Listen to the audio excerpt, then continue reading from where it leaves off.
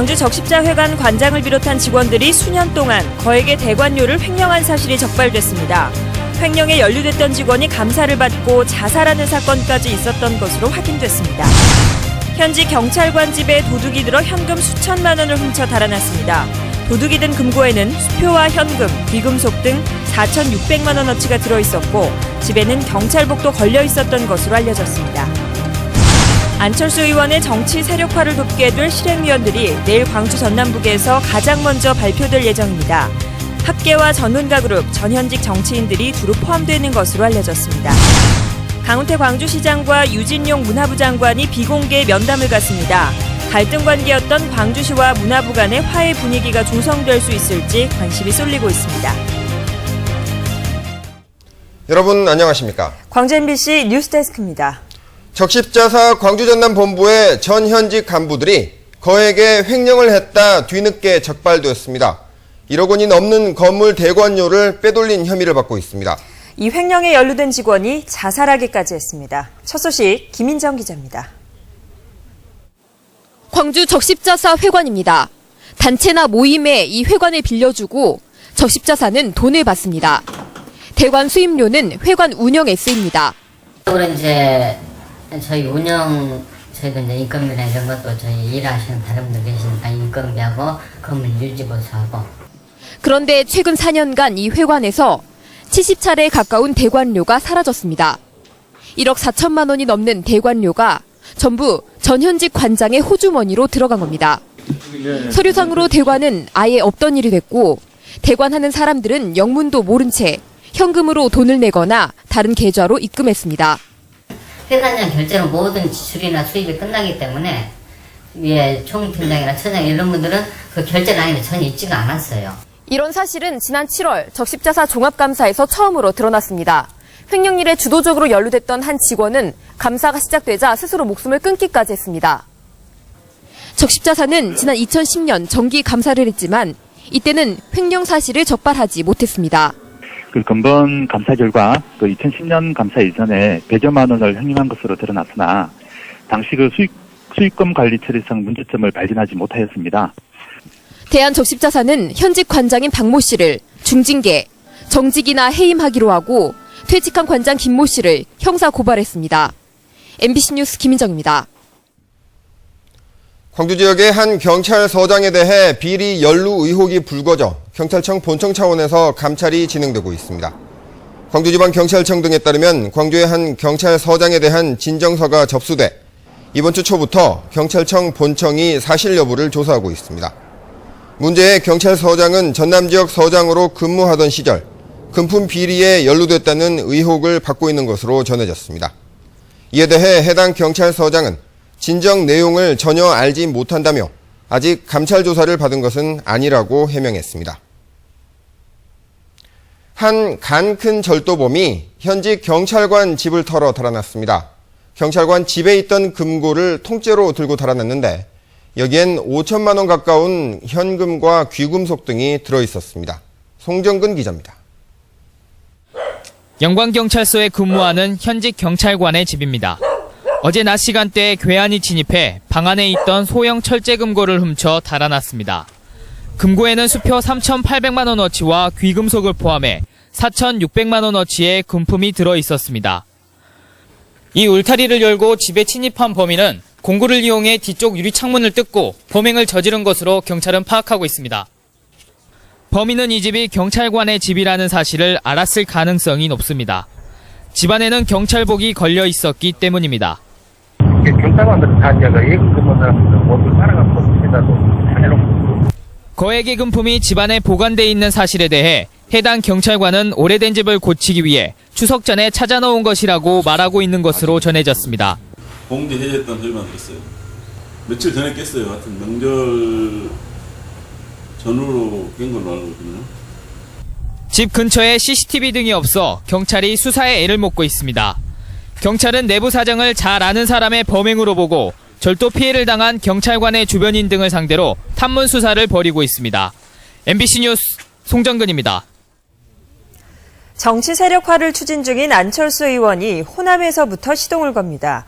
이르면 내일 정치 세력화를 실행하기 위한 호남 지역 위원들이 발표될 예정입니다. 윤건수 기자가 보도합니다.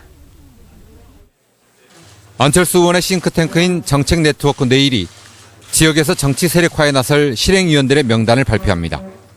10월 재보선에 후보를 내지 않는 대신에 내년 지방선거를 내실 있게 준비하겠다던 계획에 따른 조치입니다. 서두르지 않는다.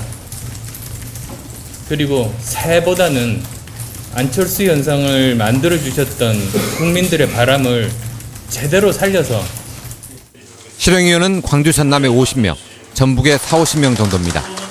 영남이나 수도권 등의 실행위원은 추후에 순차적으로 발표될 예정입니다. 호남의 실행위원 명단을 먼저 발표하는 건 안철수 세력에 대한 기대가 상대적으로 크다는 점을 반영한 겁니다.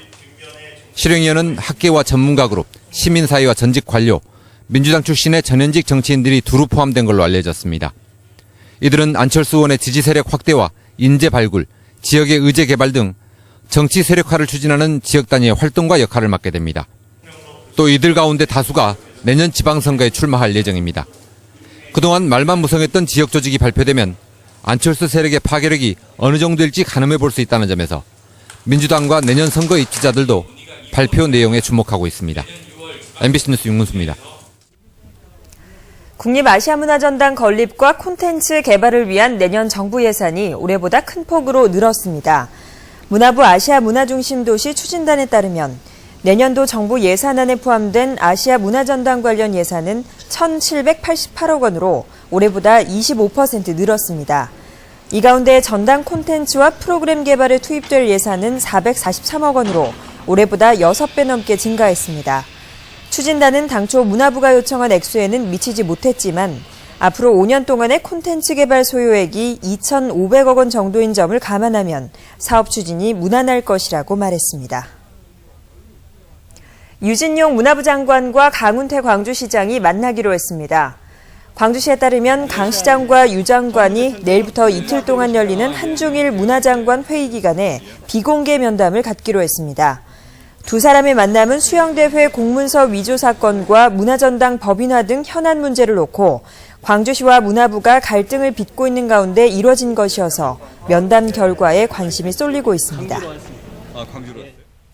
최첨단 문화 콘텐츠를 한자리에서 볼 수 있는 광주 에이스 페어가 광주 김대중 컨벤션 센터에서 개막됐습니다. 올해로 8회째인 이번 전시회에는 전 세계 40개 나라 400여 문화 콘텐츠 기업들이 참가해 다양한 콘텐츠 상품을 선보이고 수출입 구매 상담회도 열고 있습니다. 오는 29일까지 열리는 전시회 기간 동안 청소년 방송 콘텐츠 경연대회와 과학문화축전, 보드게임 체험 등의 부대 행사도 열립니다. 오늘 개막한 에이스 페어에는 청소년들이 만든 방송 콘텐츠 경연대회도 열리고 있습니다. 학생들이 만들었다고 무시하기 힘든 수준 높은 작품들이 나왔습니다. 박수인 기자입니다. 밴드와 함께하는 우정 라디오쇼 이지우 김혜정입니다. 라디오 토크쇼를 소재로 중학생들이 만든 뮤지컬 공연이 시작됩니다. 친구들이 피는 담배. 친구의 권유로 담배를 피우기 시작했다는 한 학생의 사연이 소개되고 안 된다는 것을 알았지만 담배를 펴야만 저를 인정해 줄 것 같았습니다. 이 학생이 보컬 밴드에 들어가면서 담배를 끊을 수 있었다는 이야기로 공연은 막을 내립니다. 리허설을 하고 공연을 하는 동안 스태프들은 협의를 거듭하며 가장 좋은 장면을 영상에 담았습니다. 노래 시작해주세요 하면 내가 이렇게 시작해서 이렇게 바로 틀게. 이렇게 만든 영상은 전국 중고생들이 겨루는 영상 콘텐츠 경연에 출품됐습니다. 공연 창작뿐만 아니라 카메라 촬영과 연출 등 모든 제작 과정이 학생들의 손으로 이루어졌습니다. 제작 과정이나 만드는 과정, 그리고 저희가 출연하고 연습하는 것까지 다 하게 돼서 이제 나중에도 하면은 자신감도 생길 것 같고. 광주 시청자 미디어 센터가 마련한 청소년 방송 콘텐츠 경연대회에는 전국에서 17개 중고생 팀이 참가했습니다. 장비 활용과 제작 기법은 사전 교육과 실습을 통해 익혔습니다. 이번 기회를 통해서 아이들이 앞으로 어떤 꿈과 열정을 실현해 나갈 수 있는 어떤 이런 좋은 기회가 마련이 됐으면 합니다. 영상 콘텐츠의 주요 소비자인 청소년들이 방송 제작 솜씨를 겨룬 열띤 경연은 이번 주말 심사위원들의 평가를 통해 우열이 가려집니다. MBC 뉴스 박수인입니다. 광주 지역 청소년 10명 중 1명 이상이 담배를 피우고 술을 마시는 것으로 나타났습니다. 국정감사 자료에 따르면 지난해 광주 지역 중고생 가운데 12%가 담배를 피우고 16%가 술을 마신 것으로 나타났습니다.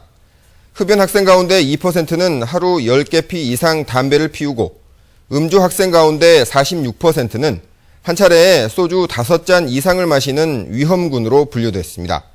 전남 지역 중고생의 흡연율은 13%, 음주율은 20%로 광주보다 높았습니다. 광주 지역 시민단체들이 방사능으로부터 안전한 학교 급식을 위해 관련 조례 제정을 촉구하고 나섰습니다. 광주 환경운동연합과 광주 YMCA 등 시민단체들은 오늘 오전 광주시 의회에서 기자회견을 갖고 정부와 지자체의 방사능 안전관리 체제가 너무도 허술하다며 학생들에게 안전한 식재료가 제공되도록 방사능 안전조례를 제정해야 한다고 주장했습니다. 이들은 방사능 안전조례를 마련하기 위해 시민단체 주도의 정책 토론회를 개최하고 모범 조례안을 제안하겠다고 밝혔습니다. 지역 지상파 방송의 역할과 미래를 조망하는 세미나가 광주 전남 언론학회 주최로 열렸습니다. 세미나에 참석한 언론학자들은 지역의 지상파 방송사들에게 중앙방송에서 나타나고 있는 신자유주의적 무한 경쟁과 시청률 지상주의에 휩쓸리지 말고 지역 공동체를 위한 참신한 프로그램을 제작해달라고 제안했습니다. 광주 MBC 시청자위원회는 올바르고 지역에 보탬이 되는 정보를 전해줄 것을 당부했습니다. 광주 MBC 시청자위원회는 회의를 열고 정치사회적으로 균형 잡힌 프로그램과 뉴스를 내보내고 전국 단위의 소식이나 정보보다는 지역과 밀착된 정보와 소식을 다뤄야 한다고 강조했습니다. 또 호남 고속철도 등 지역 발전, 주민 생활과 관련된 뉴스를 집중 취재 형식으로 심층 보도해달라고 주문했습니다. 나주 초등생 성폭행 사건의 용의자 고종석이 파기환송심에서도 무기징역을 선고받았습니다. 광주고법은 대법원이 지난달 법리 적용 실수를 이유로 돌려보낸 고종석에 대한 파기환송심에서 원심 형량대로 무기징역을 선고했습니다.